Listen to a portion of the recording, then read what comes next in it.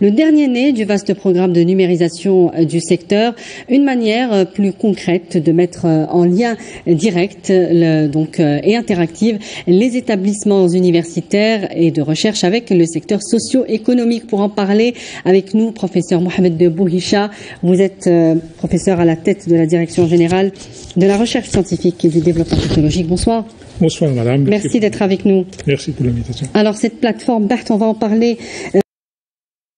Rendre d'abord nos centres de recherche plus visibles, nos compétences locales aussi, mais encore de financer les centres de recherche et les laboratoires universitaires avec des retours sur investissement désormais à travers des prestations commerciales avec les entreprises. À qui va profiter le plus, professeur Bouhicha, cette plateforme, aux chercheurs ou aux opérateurs économiques? Tout le monde va en profiter parce qu'il faut dire que cette plateforme a été une revendication principale qui nous a été émise lors des différentes réunions qu'on a eues avec aussi bien nos chercheurs que le secteur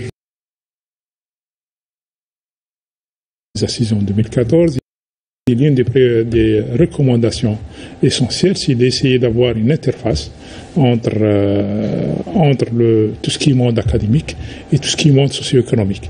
Et cette interface, on a voulu la faire en quelque sorte d'une manière numérique. C'est à travers BAHT qui permet en quelque sorte d'exposer le savoir-faire et les compétences, le potentiel scientifique humain et matériel existant au niveau des différentes entités de recherche, et aussi mettre en lien aussi socio-économique peut même poser la problématique. Oui. Mais on peut, à notre niveau, au niveau des gestionnaires de cette plateforme-là, aiguiller cette requête vers les entités de recherche, vers les gens qui ont une compétence à le faire. Alors, il y a d'ores et déjà, sur cette plateforme, quelques 1560 utilisateurs, avec un peu moins de 500 requêtes.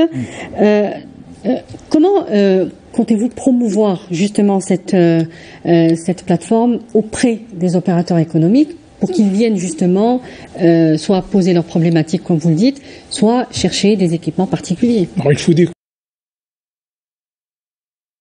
qu'elle est toujours en cours de construction parce que ce n'est pas l'ensemble des entités de recherche qui ont enregistré. C'est pour ces raisons-là qu'il y a un nombre un petit peu réduit, mais on va c'est-à-dire tout le monde, on va essayer premièrement de promouvoir cette plateforme auprès de nos entités de recherche. Ça serait en quelque sorte pratiquement une obligation pour eux de s'enregistrer. Et aussi pour promouvoir ça au niveau du secteur socio-économique, c'est par le biais bien sûr de sensibilisation à travers des réunions, à travers des campagnes de sensibilisation qu'on va entamer avec les différentes organisations patronales que notre pays compte. Alors, il y a ces catégories de recherche sur la plateforme qui sont vides. Mais c'est assez étonnant que ces filières particulièrement qui sont prisées aujourd'hui. Ces filières sont prisées, il y a des compétences là-dessus, mais il y a notamment les laboratoires de recherche. Bon, pour les centres de recherche, pratiquement l'ensemble des centres de recherche ont émis leurs requêtes, ils ont renseigné la plateforme. Pour les laboratoires, il y a en quelque sorte, on peut dire que c'est partiel pour cet instant-là, mais on va continuer l'effort pour que toutes les rubriques seront renseignées, même les sciences sociales et humaines. C'est-à-dire qu'il faut dire que la plateforme BAHT contient essentiellement trois grands types de requêtes. Premièrement, une requête par rapport aux équipements, et notamment les sciences sociales et humaines. Donc c'est le deuxième type de requête. Et le troisième de requête, c'est pour permettre aux opérateurs eux-mêmes, socio-économiques, qui ne veulent pas, en quelque sorte, parcourir l'ensemble de la plateforme, d'émettre les requêtes. Et même s'il y a des requêtes en génie génétique, malgré qu'il n'y a pas un renseignement, on peut l'orienter s'il y a une requête là-dessus.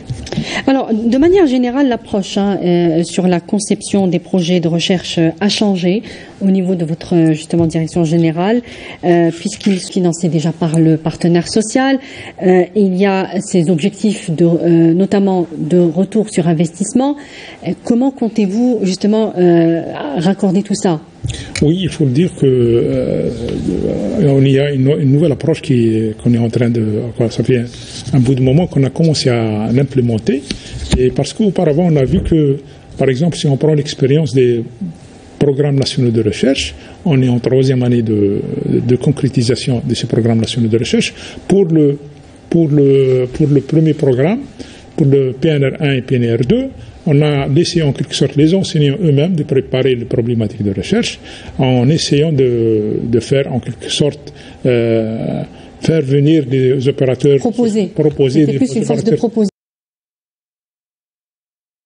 projets nationaux de recherche. Non, c'est que pourquoi on a changé d'ailleurs en quelque sorte la démarche, c'est qu'on a vu que ces projets, lorsqu'ils sont proposés par les enseignants-chercheurs, ils passent le filtre de l'excellence scientifique, c'est-à-dire en matière académique, ils sont bien, mais en matière d'impact, lorsqu'ils passent par les commissions intersectorielles, on trouve que l'impact en quelque sorte voulu par l'opérateur économique n'est pas lié. Et c'est pour ces raisons-là que le taux en quelque sorte de réussite de ces projets-là était vraiment très faible, était moins de 10%.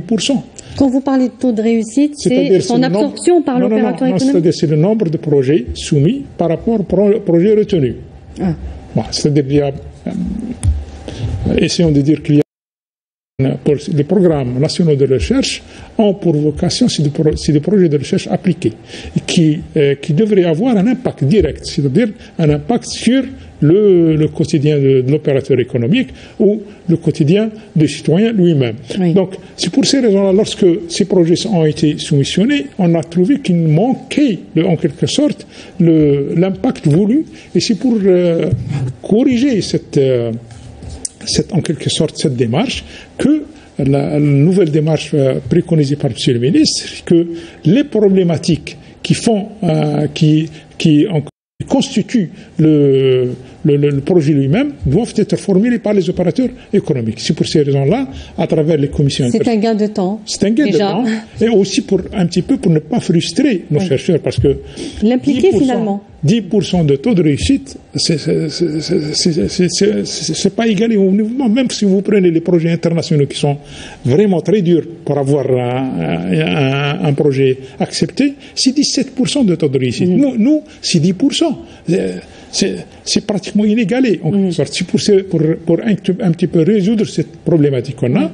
Donc on a essayé de constituer pratiquement une base de problématiques par les opérateurs, la solution qu'ils préconisent et la démarche préconisée l'impact. C'est un rapport de gagnant-gagnant. Enfin, tout le monde y trouve son compte, finalement.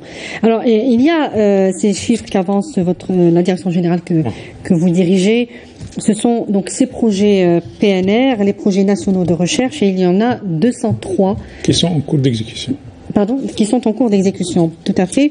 On a la sécurité énergétique, la sécurité alimentaire et la santé du citoyen, les 3 S, comme vous les appelez vous-même. Ce sont des axes extrêmement stratégiques, mais à la fois il y a tellement de défis à relever dans ces 3. Comment allez-vous organiser ces domaines de recherche?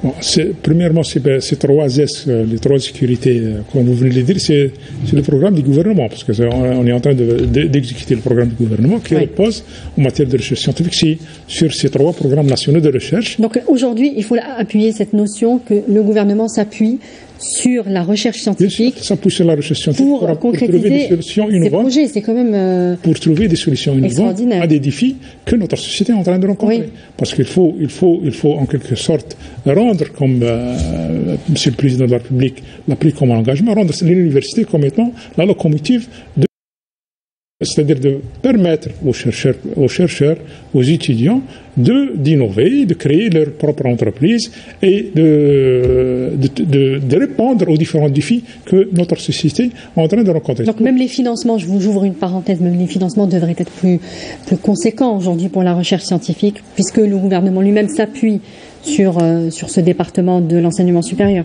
Oui, le financement public, il faut le dire, le financement public pour la recherche scientifique et les conséquences. Ce qui manquait, c'est le financement de l'autre partie, c'est-à-dire le financement qui vient des opérateurs économiques, qui est un petit peu infime. Et c'est pour ces raisons-là qu'il faut en quelque sorte trouver une solution à ça. Parce que comment trouver une solution à ça? C'est-à-dire d'impliquer le secteur socio-économique à réhabiliter la recherche au sein des en quelque sorte que cet exemple de Sonatrach se réplique, se répand sur l'ensemble. Est-ce que vous seriez pour dire qu'il faut un peu obliger ces entreprises à développer ce département de recherche et à faire la connexion donc avec ce qu'on est en train de faire en quelque sorte, mais bon, il faut, parce que on va pas réinventer la roue. Tout le monde s'accorde à dire que pour un petit peu faire intéresser ces opérateurs économiques, il y a des mécanismes, des moyens. Bon, il y a ce qu'on appelle le financement indirect, c'est-à-dire le financement des activités de recherche indirectes. Et là, on a qui a apparu en 2023, enfin 2024, et qui, en quelque sorte, prend en charge le financement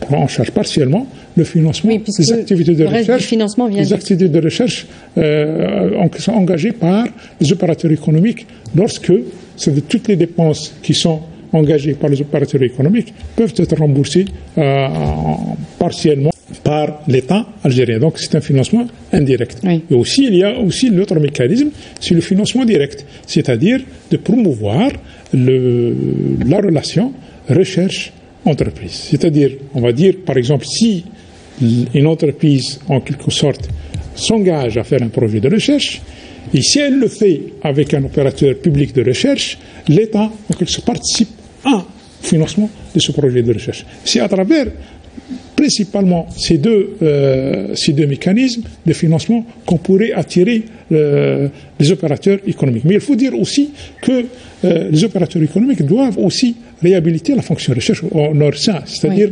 chaque opérateur économique doit penser à avoir une stratégie en matière de recherche-développement au sein de son entreprise. C'est ce qui manque aujourd'hui au niveau il y a une stratégie économique. Et coûte énormément d'argent à la CNAS, on le sait aujourd'hui. Oui. Il y a des projets de l'intelligence artificielle dans le diagnostic du cancer du sein, particulièrement, et sa prédiction. Ça, ce sont les PNR. Et puis, ou encore un système d'interprétation rapide et d'aide à la prise en charge pour les AVC. Là, c'est essentiellement l'État qui va financer ces projets, puisque... C'est des projets qui ont été proposés. Ça, c'est le PNR1 et PNR2. Bon, c'est des projets, comme je viens de le dire, même le PNR1 et PNR2 contiennent beaucoup de projets. L'un porte sur tout ce qui est accident cérébral, AVC, et l'autre porte sur les différents mécanismes pour lutter contre le cancer. Donc là, on revient au financement. C'est l'État qui va financer ce projet particulièrement. C'est un financement à concurrence totale par l'État. Parce que ici, on est en présence de l'opérateur, c'est un hôpital, ici. C'est l'hôpital. C'est l'hôpital, donc on est en train de financer. C'est la santé publique. C'est la santé publique, donc En revanche, dans le domaine de la sécurité alimentaire, je vous donne un autre exemple. On a de l'intelligence artificielle dans la technologie de transformation du blé dur, des blés en général, ou encore l'intelligence artificielle dans la technologie de transformation des blés. Là, vous nous direz quels sont les opérateurs qui sont impliqués. Et puis, est-ce qu'on a au préalable l'évaluation de ce que va coûter ce projet, de son impact économique sur notamment notre facture d'importation des blés, qui est encore très importante et qu'on veut réduire toujours. Donc, est-ce qu'il y a ce type d'évaluation avant d'entamer l'exécution de ces projets? Non, l'une des pour la transformation de blé.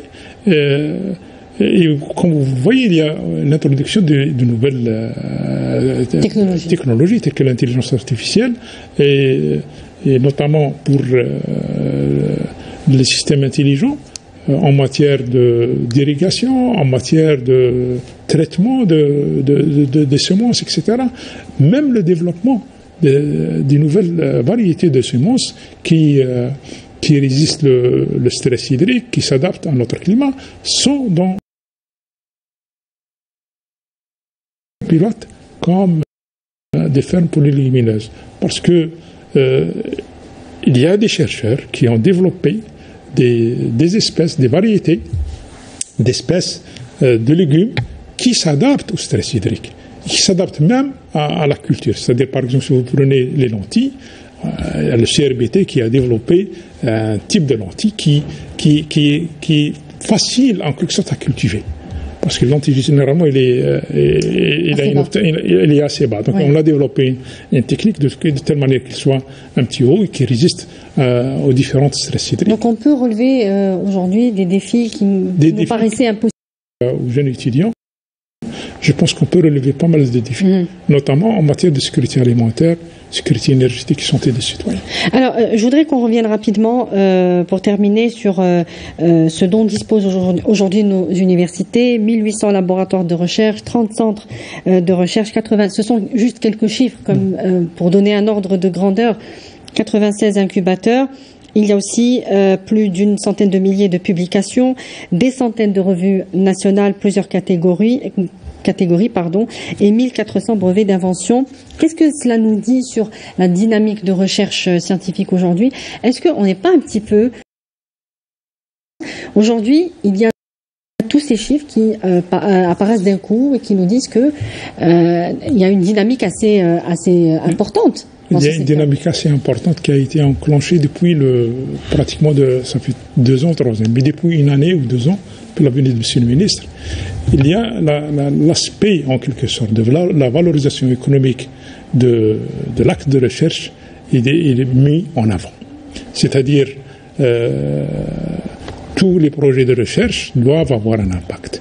Bon, on ne quitte pas la science fondamentale. La science fondamentale devrait être continuée au niveau de laboratoire en matière de formation doctorale. Les recherches doivent avoir un impact. Bon, on ne quitte pas la science fondamentale. La science fondamentale devrait être continuée au niveau de laboratoire en matière de formation doctorale. Mais il y a une dynamique qui a été créée pour permettre, premièrement, aux chercheurs de contribuer à l'économie nationale, moyennant des solutions innovantes, moyennant la création de leur propre entreprise aussi, et pour permettre aussi aux étudiants, ça n'était pas auparavant possible. Parce qu'auparavant, on se heurtait en quelque sorte en tant que chercheur au problème de financement de ces entreprises. Maintenant, avec le département de l'économie de la connaissance qui a un financement public consacré à ça et qui pourrait aider ces entreprises, comme vous venez de le dire, par ces incubateurs-là, 96 incubateurs ou 98 si on prend les incubateurs privés. Aussi, il y a les centres de développement de l'entrepreneuriat pour inculquer la culture d'entrepreneuriat au niveau des étudiants, pour permettre à ces étudiants, au lieu en quelque sorte uniquement de se contenter de voir un poste d'emploi au niveau de la fonction publique, au niveau des sociétés nationales, l'encourager à aller vers la lui-même sa propre richesse, mais aussi bien pour les chercheurs eux-mêmes de créer leur propre spin-off.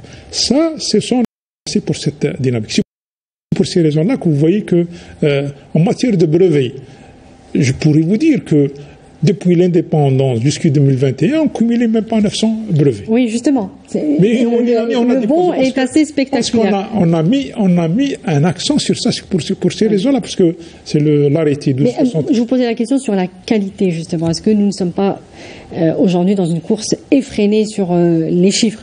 Non, effrénée sur les chiffres. On terminera là. Non, oui, mais effrénée sur les chiffres s'il y avait quelque chose derrière. Bon.